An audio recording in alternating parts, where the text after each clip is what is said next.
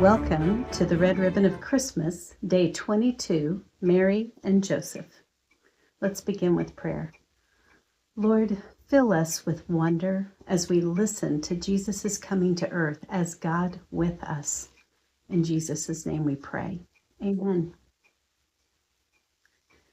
The Old Testament ends with questions unanswered and promises not yet fulfilled. The New Testament begins with answers and fulfillment as God sends the promised one to us. Let's begin by reading in Luke chapter 1, 26 through 35. Now in the 6th month, the angel Gabriel was sent from God to a city in Galilee called Nazareth, to a virgin engaged to a man whose name was Joseph, of the descendants of David, and the virgin's name was Mary. And coming in, he said to her, "Hail, favored one, and the Lord is with you." But she was greatly troubled in this statement, and kept pondering what kind of situation this might be. And the angel said to her, "Do not be afraid, Mary, for you have found favor with God. And behold, you will conceive in your womb, and bear a son, and you shall call his name Jesus. He will be great, and he will be called the Son of the Most High.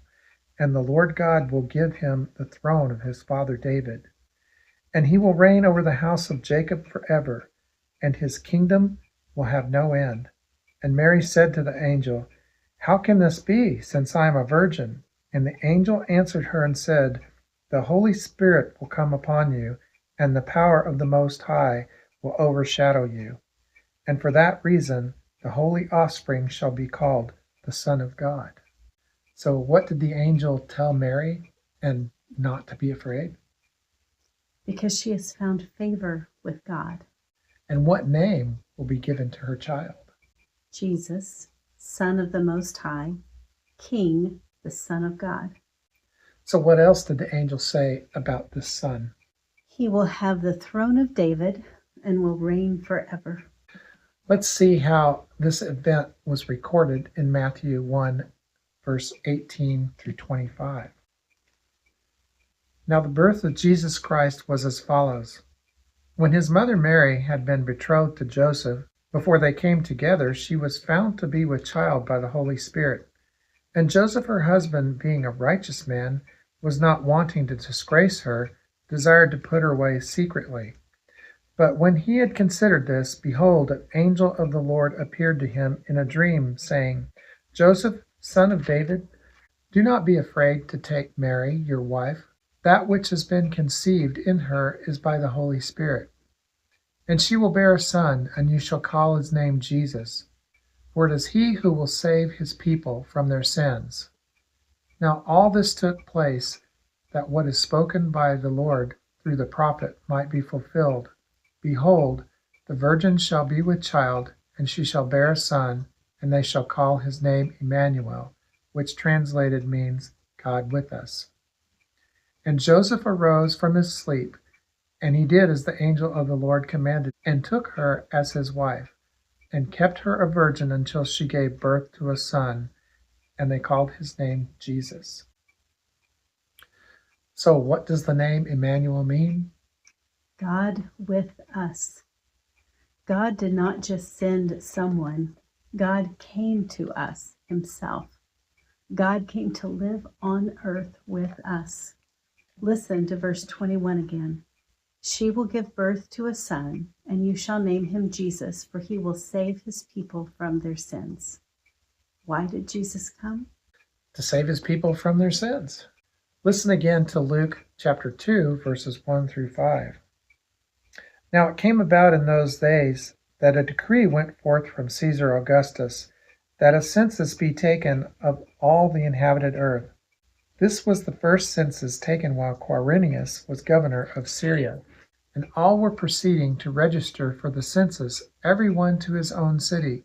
And Joseph went up from Galilee, from the city of Nazareth to Judea, to the city of David, which is called Bethlehem, because he was from the house and family of David, in order to register along with Mary, whom he was engaged and was with child.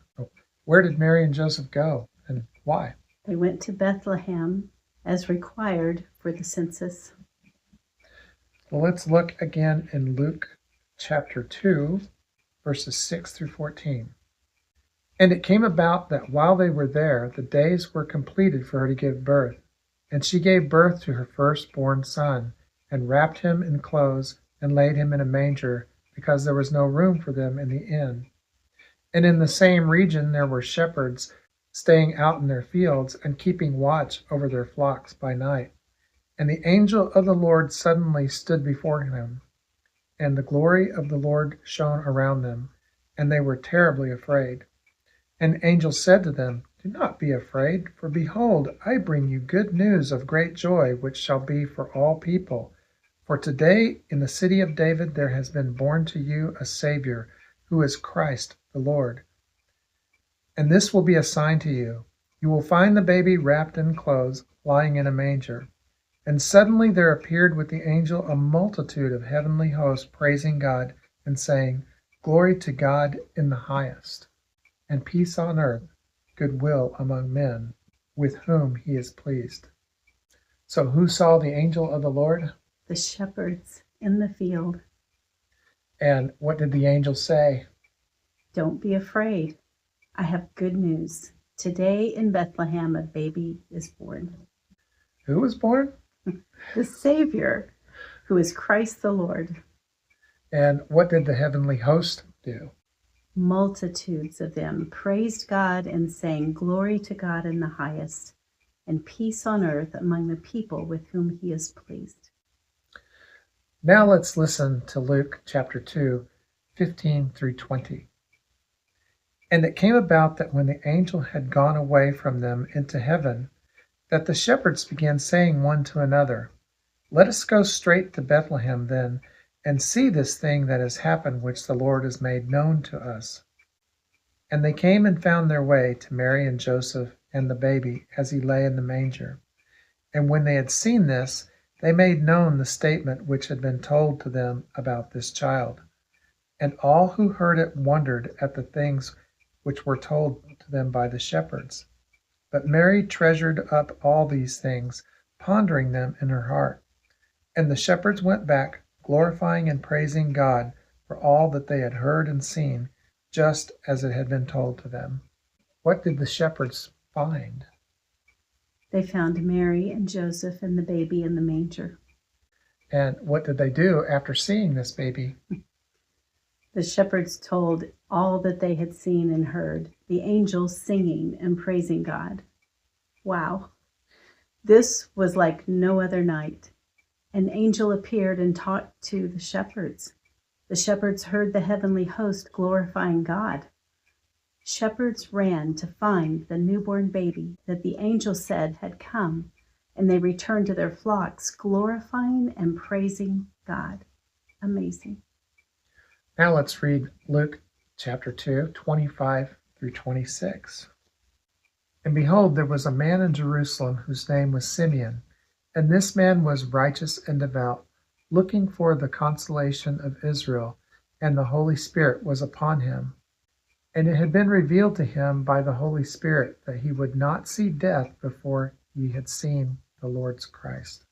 What did the Holy Spirit tell Simeon that he would do? He would see the Lord's Christ. And in Luke chapter 2, 27 and 35, it says, And he came in the Spirit into the temple. And when the parents brought the little child Jesus to carry out for him the custom of the law, then he took him in his arms and blessed God and said, Now, Lord, thou dost let thy bondservant depart in peace, according to thy word. For my eyes have seen thy salvation, which thou hast prepared in the presence of all the people, a light of revelation to the Gentiles, the glory of thy people Israel. And his father and mother were amazed at these things which were being said about him.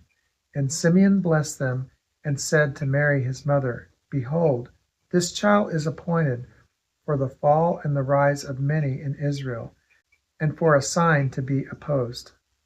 And the sword will pierce even your own soul, to the end that thoughts from many hearts may be revealed. So what did Simeon see?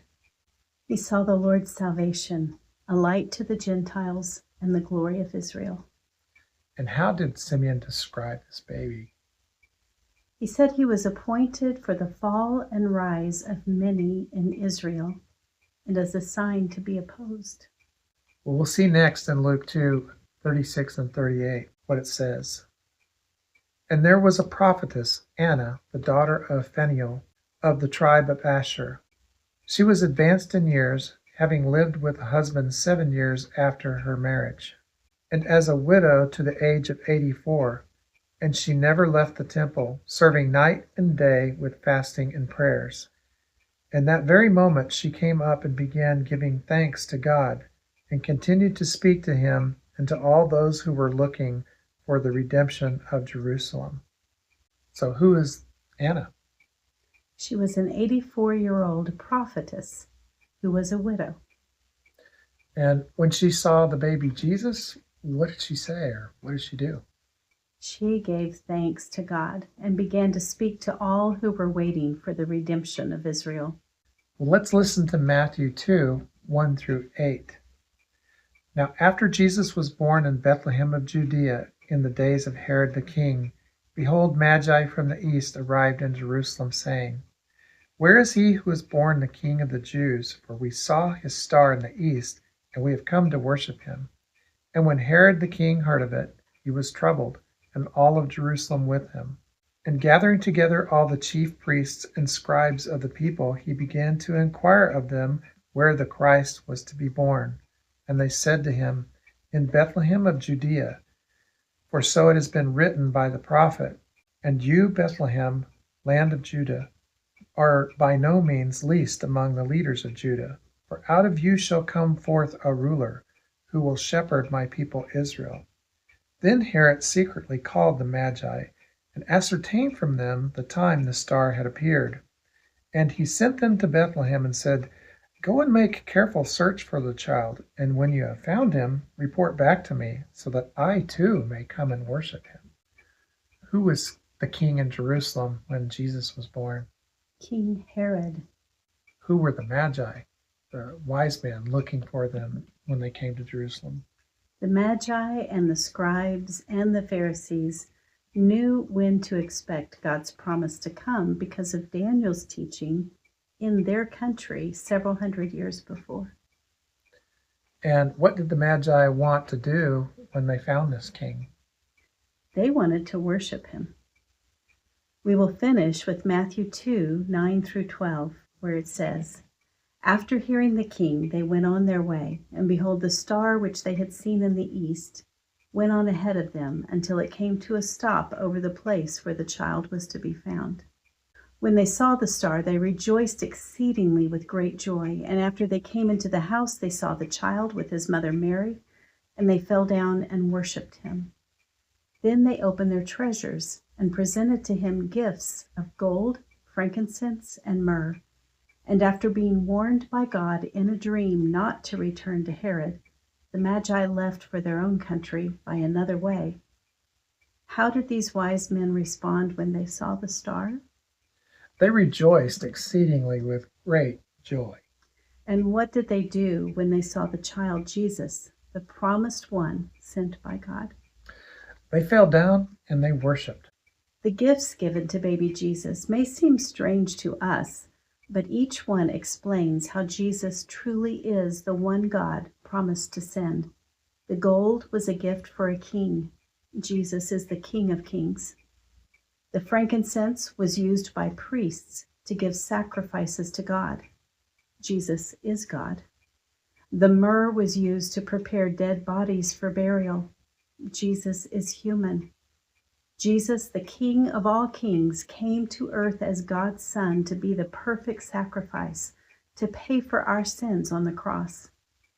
As each of these people recognized this promised one, how did they respond? As you look back through the names for this promised one, what is your response to him? As you pray, express your heart to God. He has already expressed his heart to you.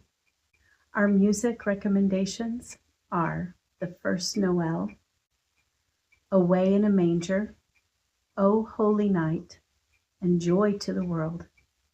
May God bless you and keep you till we meet again next time to explore the red ribbon of Christmas.